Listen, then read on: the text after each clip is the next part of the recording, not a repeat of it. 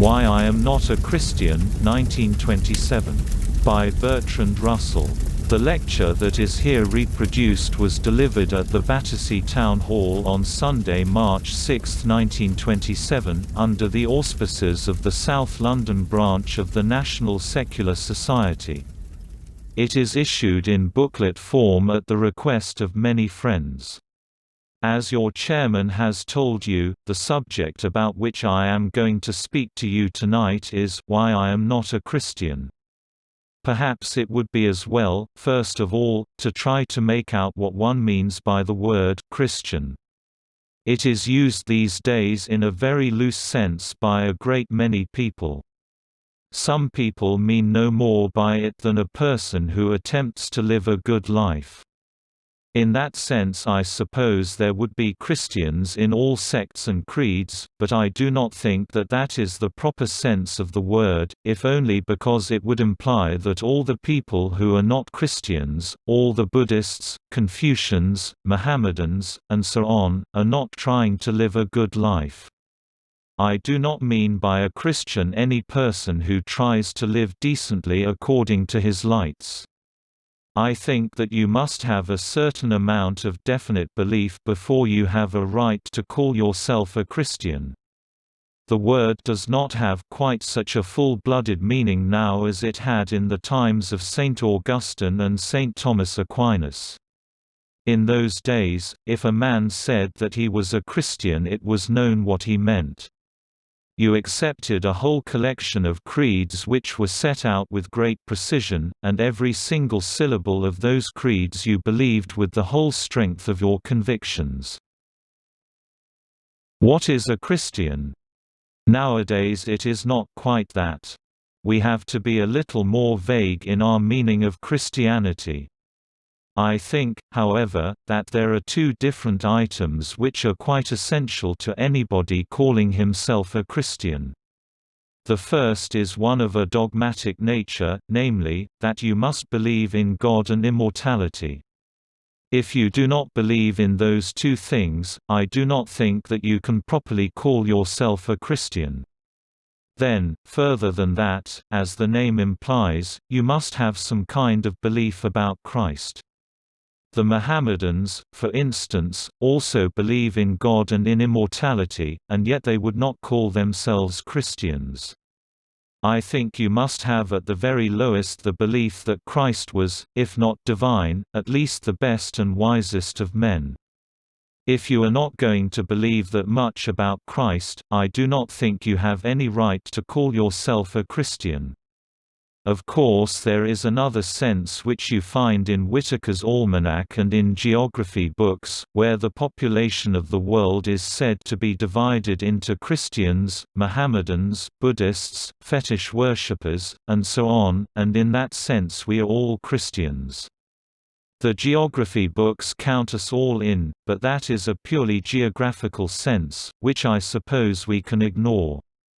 Therefore I take it that when I tell you why I am not a Christian, the first have to tell you two different things: first, why I do not believe in God and in immortality, and, secondly, why I do not think that Christ was the best and wisest of men, although I grant him a very high degree of moral goodness.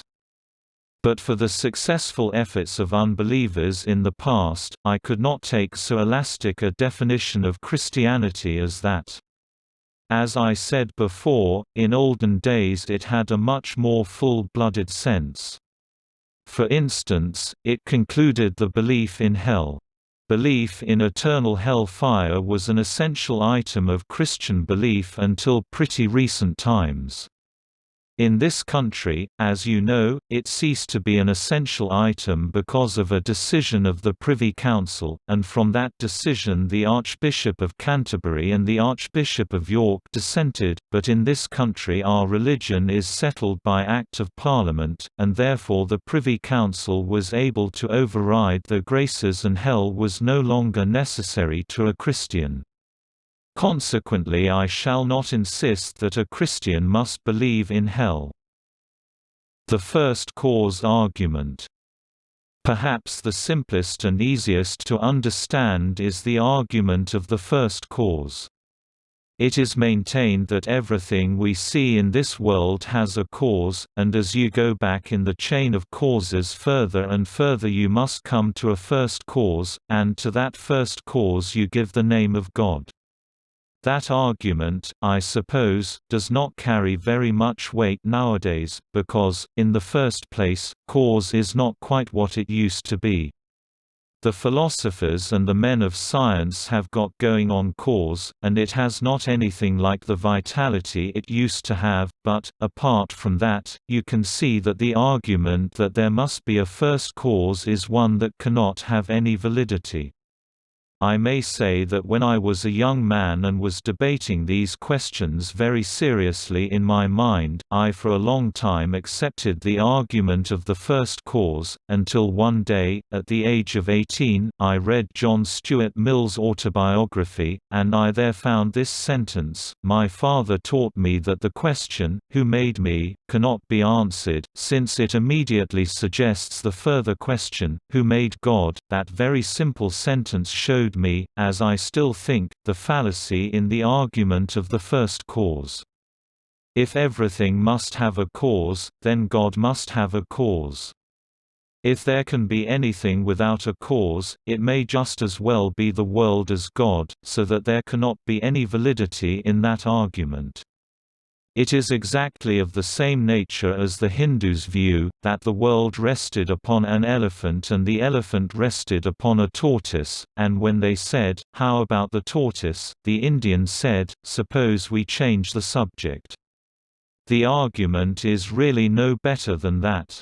There is no reason why the world could not have come into being without a cause, nor, on the other hand, is there any reason why it should not have always existed. There is no reason to suppose that the world had a beginning at all. The idea that things must have a beginning is really due to the poverty of our imagination.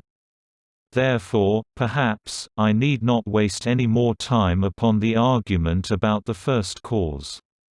The natural law argument. Then there is a very common argument from natural law. That was a favorite argument all through the 18th century, especially under the influence of Sir Isaac Newton and his cosmogony. People observed the planets going round the Sun according to the law of gravitation, and they thought that God had given a behest to these planets to move in that particular fashion, and that was why they did so. That was, of course, a convenient and simple explanation that saved them the trouble of looking any further for explanations of the law of gravitation. Nowadays we explain the law of gravitation in a somewhat complicated fashion that Einstein has introduced. I do not propose to give you a lecture on the law of gravitation as interpreted by Einstein, because that again would take some time. At any rate, you no longer have the sort of natural law that you had in the Newtonian system, where, for some reason that nobody could understand, nature behaved in a uniform fashion. We now find that a great many things we thought were natural laws are really human conventions. You know that even in the remotest depths of stellar space there are still 3 feet to a yard. That is, no doubt, a very remarkable fact, but you would hardly call it a law of nature. And a great many things that have been regarded as laws of nature are of that kind.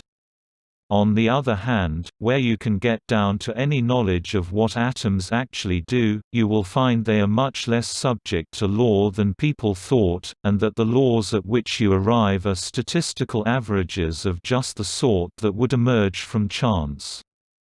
There is, as we all know, a law that if you throw dice you will get double sixes only about once in 36 times, and we do not regard that as evidence that the fall of the dice is regulated by design. On the contrary, if the double sixes came every time we should think that there was design. The laws of nature are of that sort as regards a great many of them. They are statistical averages such as would emerge from the laws of chance, and that makes this whole business of natural law much less impressive than it formerly was. Quite apart from that, which represents the momentary state of science that may change tomorrow, the whole idea that natural laws imply a lawgiver is due to a confusion between natural and human laws. Human laws are behests commanding you to behave a certain way, in which way you may choose to behave, or you may choose not to behave, but natural laws are a description of how things do in fact behave, and being a mere description of what they in fact do, you cannot argue that there must be somebody who told them to do that, because even supposing that there were, you are then faced with the question, why did God issue just those natural laws and no others?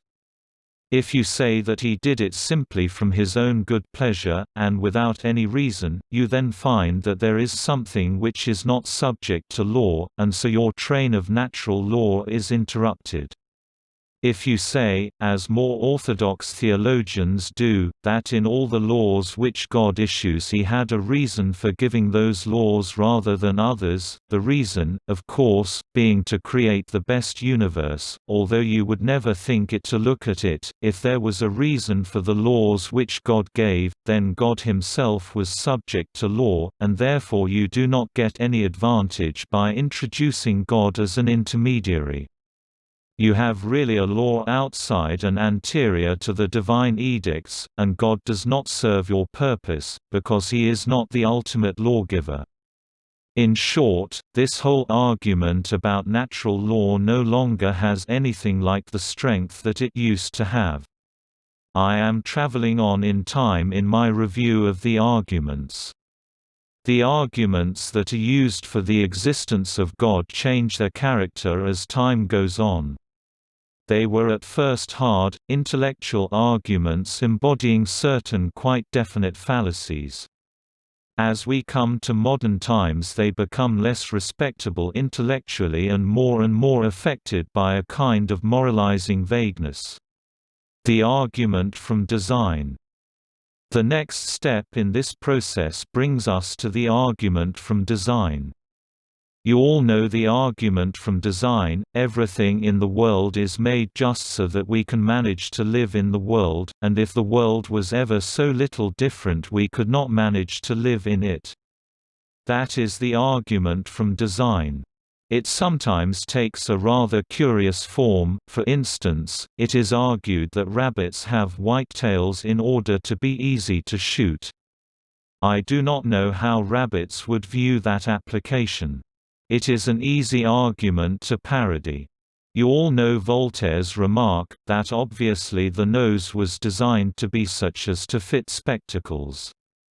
That sort of parody has turned out to be not nearly so wide of the mark as it might have seemed in the 18th century, because since the time of Darwin we understand much better why living creatures are adapted to their environment.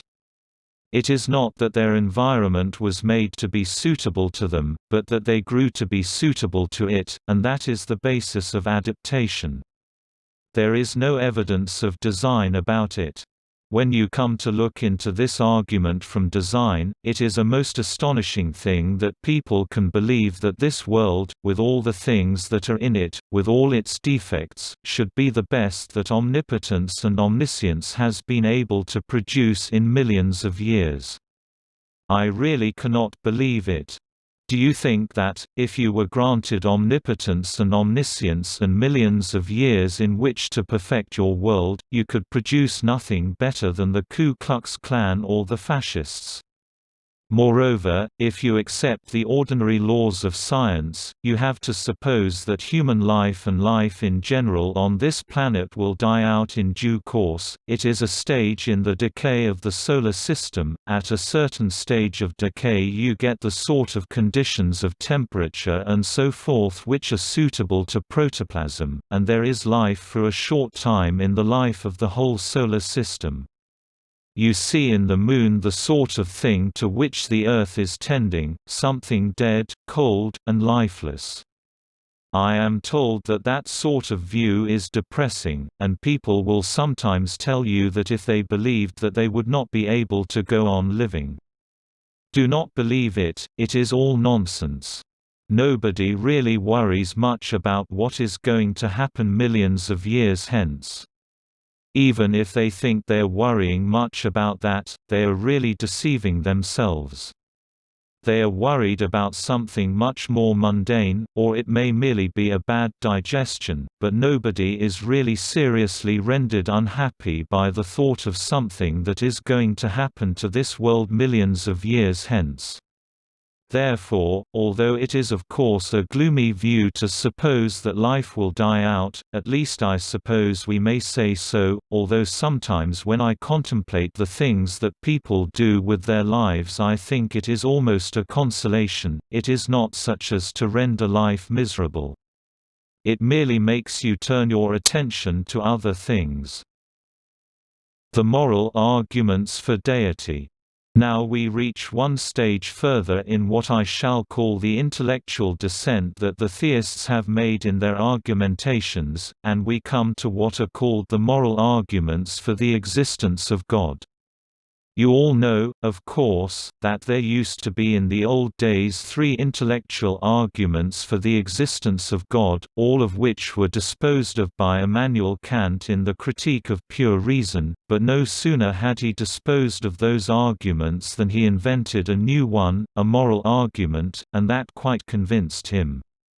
He was like many people, in intellectual matters he was skeptical, but in moral matters he believed implicitly in the maxims that he had imbibed at his mother's knee. That illustrates what the psychoanalysts so much emphasize, the immensely stronger hold upon us that our very early associations have than those of later times. Kant, as I say, invented a new moral argument for the existence of God, and that in varying forms was extremely popular during the 19th century. It has all sorts of forms. One form is to say that there would be no right or wrong unless God existed. I am not for the moment concerned with whether there is a difference between right and wrong, or whether there is not, that is another question. The point I am concerned with is that, if you are quite sure there is a difference between right and wrong, you are then in this situation: is that difference due to God's fiat or is it not? If it is due to God's fiat, then for God himself there is no difference between right and wrong, and it is no longer a significant statement to say that God is good. If you are going to say, as theologians do, that God is good, you must then say that right and wrong have some meaning which is independent of God's fiat, because God's fiats are good and not bad independently of the mere fact that he made them. If you are going to say that, you will then have to say that it is not only through God that right and wrong came into being, but that they are in their essence logically anterior to God. You could, of course, if you liked, say that there was a superior deity who gave orders to the God who made this world, or could take up the line that some of the Gnostics took up, a line which I often thought was a very plausible one, that as a matter of fact this world that we know was made by the devil at a moment when God was not looking. There is a good deal to be said for that, and I am not concerned to refute it. Then there is another very curious form of moral argument, which is this: they say that the existence of God is required in order to bring justice into the world. In the part of this universe that we know there is great injustice, and often the good suffer, and often the wicked prosper, and one hardly knows which of those is the more annoying, but if you are going to have justice in the universe as a whole you have to suppose a future life to redress the balance of life here on earth. So they say that there must be a God, and there must be heaven and hell in order that in the long run there may be justice. That is a very curious argument. If you looked at the matter from a scientific point of view, you would say, after all, I know only this world. I do not know about the rest of the universe, but so far as one can argue at all on probabilities one would say that probably this world is a fair sample, and if there is injustice here the odds are that there is injustice elsewhere also. Supposing you got a crate of oranges that you opened, and you found all the top layer of oranges bad, you would not argue, the underneath ones must be good, so as to redress the balance. You would say, probably the whole lot is a bad consignment, and that is really what a scientific person would argue about the universe. He would say, here we find in this world a great deal of injustice, and so far as that goes, that is a reason for supposing that justice does not rule in the world, and therefore so far as it goes it affords a moral argument against deity and not in favor of one. Of course I know that the sort of intellectual arguments that I have been talking to you about are not what really moves people. What really moves people to believe in God is not any intellectual argument at all. Most people believe in God because they have been taught from early infancy to do it, and that is the main reason. Then I think that the next most powerful reason is the wish for safety, a sort of feeling that there is a big brother who will look after you. That plays a very profound part in influencing people's desire for a belief in God. The character of Christ. I now want to say a few words upon a topic which I often think is not quite sufficiently dealt with by rationalists, and that is the question whether Christ was the best and the wisest of men. It is generally taken for granted that we shall all agree that that was so. I do not myself. I think that there are a good many points upon which I agree with Christ a great deal more than the professing Christians do. I do not know that I could go with him all the way, but I could go with him much farther than most professing Christians can. You will remember that he said, "Resist not evil, but whosoever shall smite thee on thy right cheek, turn to him the other also." That is not a new precept or a new principle. It was used by Lao Tse and Buddha some 500 or 600 years before Christ, but it is not a principle which as a matter of fact Christians accept. I have no doubt that the present Prime Minister, 1 Stanley Baldwin, for instance, is a most sincere Christian, but I should not advise any of you to go and smite him on one cheek. I think you might find that he thought this text was intended in a figurative sense. Then there is another point which I consider is excellent. You will remember that Christ said, "Judge not lest ye be judged." That principle I do not think you would find was popular in the law courts of Christian countries.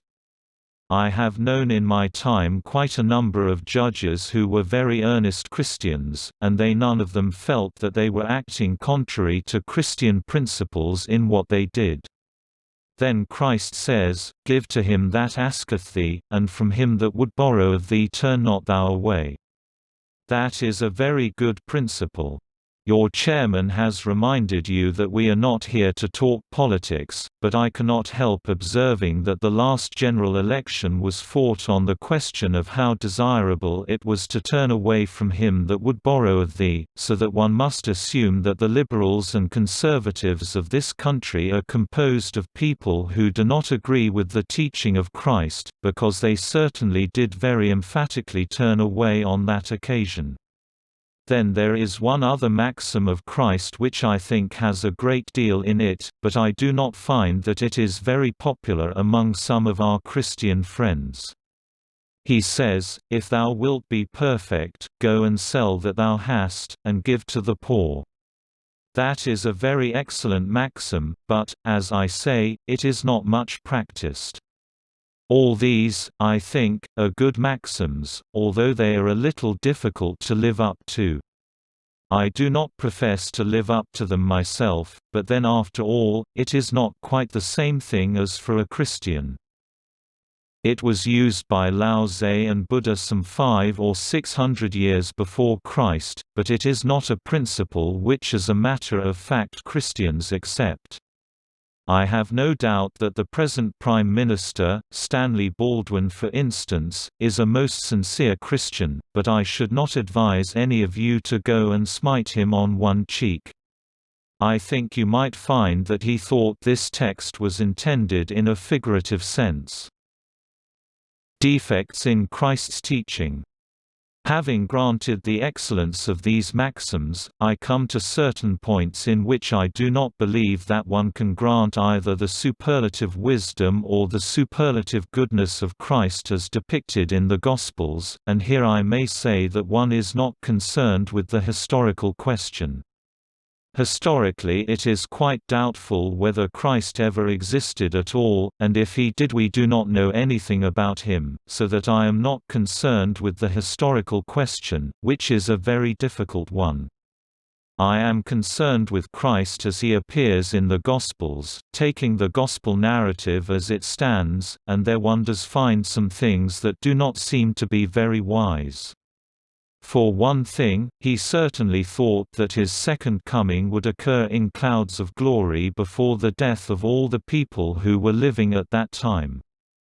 There are a great many texts that prove that. He says, for instance, "Ye shall not have gone over the cities of Israel, till the Son of Man be come." Then he says, "There are some standing here which shall not taste death till the Son of Man comes into his kingdom," and there are a lot of places where it is quite clear that he believed that his second coming would happen during the lifetime of many then living. That was the belief of his earlier followers, and it was the basis of a good deal of his moral teaching. When he said, "Take no thought for the morrow," and things of that sort, it was very largely because he thought that the second coming was going to be very soon, and that all ordinary mundane affairs did not count. I have, as a matter of fact, known some Christians who did believe that the second coming was imminent. I knew a parson who frightened his congregation terribly by telling them that the second coming was very imminent indeed, but they were much consoled when they found that he was planting trees in his garden. The early Christians did really believe it, and they did abstain from such things as planting trees in their gardens, because they did accept from Christ the belief that the second coming was imminent. In that respect clearly he was not so wise as some other people have been, and he was certainly not superlatively wise. The moral problem. Then you come to moral questions. There is one very serious defect to my mind in Christ's moral character, and that is that he believed in hell. I do not myself feel that any person who is really profoundly humane can believe in everlasting punishment. Christ certainly as depicted in the Gospels did believe in everlasting punishment, and one does find repeatedly a vindictive fury against those people who would not listen to his preaching, an attitude which is not uncommon with preachers, but which does somewhat detract from superlative excellence. You do not, for instance, find that attitude in Socrates. You find him quite bland and urbane towards the people who would not listen to him, and it is, to my mind, far more worthy of a sage to take that line than to take the line of indignation. You probably all remember the sort of things that Socrates was saying when he was dying, and the sort of things that he generally did say to people who did not agree with him. You will find that in the Gospels Christ said, "Ye serpents, ye generation of vipers, how can ye escape the damnation of hell?" That was said to people who did not like his preaching. It is not really to my mind quite the best tone, and there are a great many of these things about hell. There is, of course, the familiar text about the sin against the Holy Ghost, "Whosoever speaketh against the Holy Ghost it shall not be forgiven him neither in this world nor in the world of come." That text has caused an unspeakable amount of misery in the world, for all sorts of people have imagined that they have committed the sin against the Holy Ghost, and thought that it would not be forgiven them either in this world or in the world to come.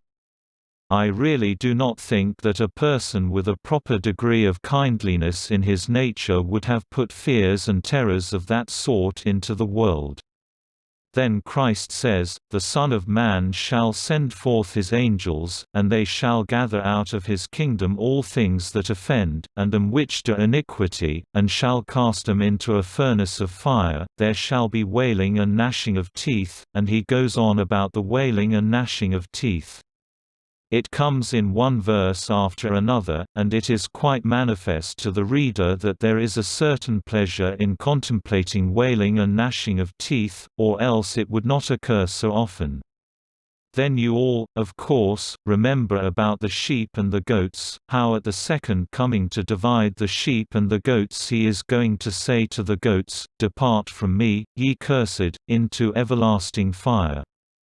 He continues, "And these shall go away into everlasting fire." Then he says again, "If thy hand offend thee, cut it off, it is better for thee to enter into life maimed, than having 2 hands to go into hell, into the fire that never shall be quenched, where the worm dieth not and the fire is not quenched." He repeats that again and again also. I must say that I think all this doctrine, that hell fire is a punishment for sin, is a doctrine of cruelty. It is a doctrine that put cruelty into the world and gave the world generations of cruel torture, and the Christ of the Gospels, if you could take him as his chroniclers represent him, would certainly have to be considered partly responsible for that. There are other things of less importance. There is the instance of the Gadarene swine where it certainly was not very kind to the pigs to put the devils into them and make them rush down the hill to the sea. You must remember that he was omnipotent, and he could have made the devils simply go away, but he chooses to send them into the pigs. Then there is the curious story of the fig tree, which always rather puzzled me. You remember what happened about the fig tree. He was hungry, and seeing a fig tree afar off having leaves, he came if haply he might find anything thereon, and when he came to it he found nothing but leaves, for the time of figs was not yet. And Jesus answered and said unto it, No man eat fruit of thee hereafter forever. And Peter saith unto him, Master, behold the fig tree which thou cursedst is withered away. This is a very curious story, because it was not the right time of year for figs, and you really could not blame the tree. I cannot myself feel that either in the matter of wisdom or in the matter of virtue Christ stands quite as high as some other people known to history. I think I should put Buddha and Socrates above him in those respects. The emotional factor, as I said before, I do not think that the real reason why people accept religion has anything to do with argumentation. They accept religion on emotional grounds. One is often told that it is a very wrong thing to attack religion, because religion makes men virtuous. So I am told, I have not noticed it. You know, of course, the parody of that argument in Samuel Butler's book, Erephon Revisited. You will remember that in Erephon there is a certain Higgs who arrives in a remote country, and after spending some time there he escapes from that country in a balloon. 20 years later he comes back to that country and finds a new religion, in which he is worshipped under the name of the Sun Child, and it is said that he ascended into heaven. He finds that the Feast of the Ascension is about to be celebrated, and he hears Professors Hankey and Pankey say to each other that they never set eyes on the man Higgs, and they hope they never will, but they are the high priests of the religion of the Sun Child. He is very indignant, and he comes up to them, and he says, I am going to expose all this humbug and tell the people of Erephon that it was only I, the man Higgs, and I went up in a balloon. He was told, you must not do that, because all the morals of this country are bound round this myth, and if they once know that you did not ascend into heaven they will all become wicked, and so he is persuaded of that and he goes quietly away.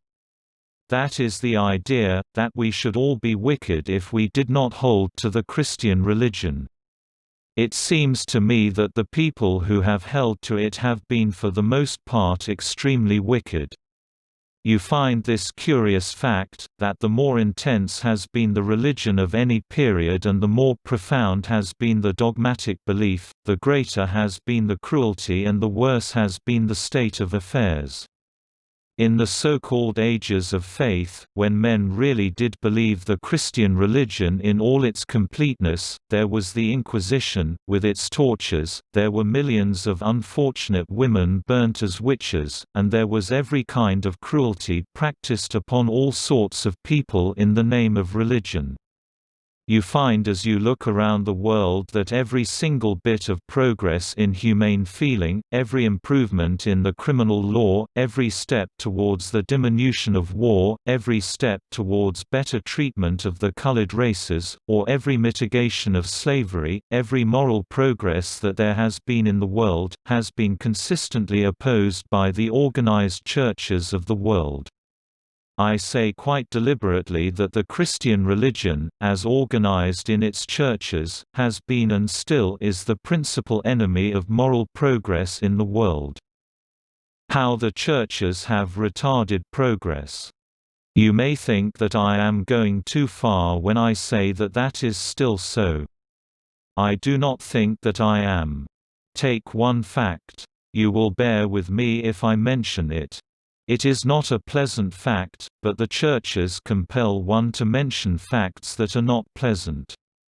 Supposing that in this world that we live in today an inexperienced girl is married to a syphilitic man, in that case the Catholic Church says, this is an indissoluble sacrament.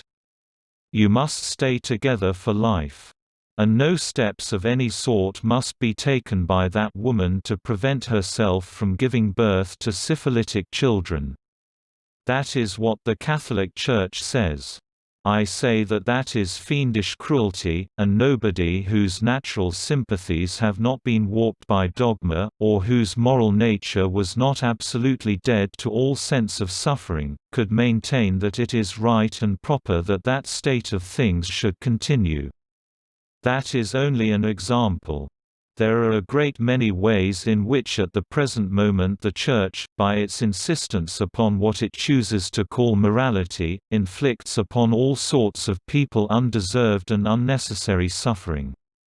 And of course, as we know, it is in its major part an opponent still of progress and of improvement in all the ways that diminish suffering in the world, because it has chosen to label as morality a certain narrow set of rules of conduct which have nothing to do with human happiness, and when you say that this or that ought to be done because it would make for human happiness, they think that has nothing to do with the matter at all.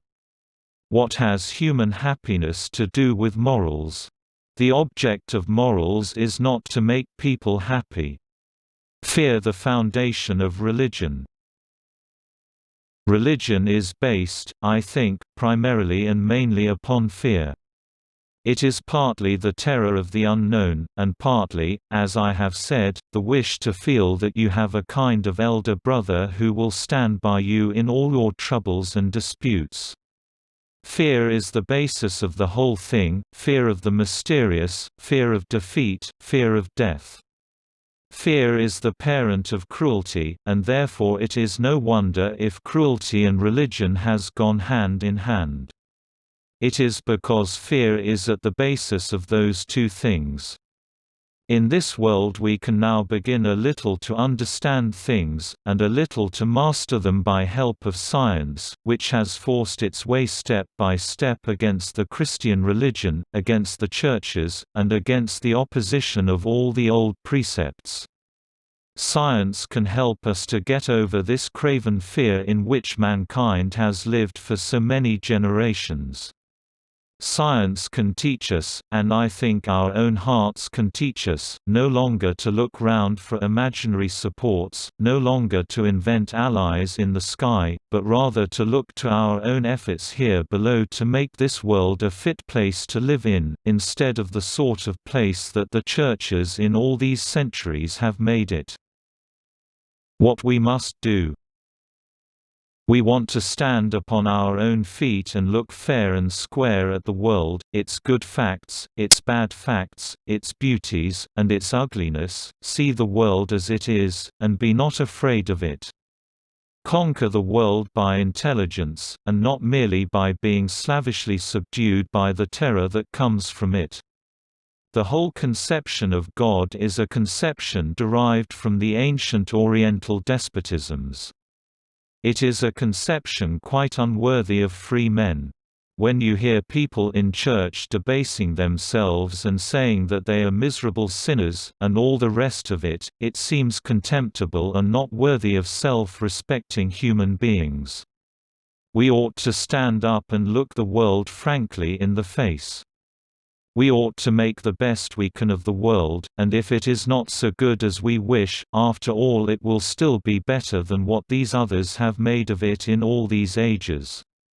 A good world needs knowledge, kindliness, and courage. It does not need a regretful hankering after the past, or a fettering of the free intelligence by the words uttered long ago by ignorant men. It needs a fearless outlook and a free intelligence. It needs hope for the future, not looking back all the time towards a past that is dead, which we trust will be far surpassed by the future that our intelligence can create.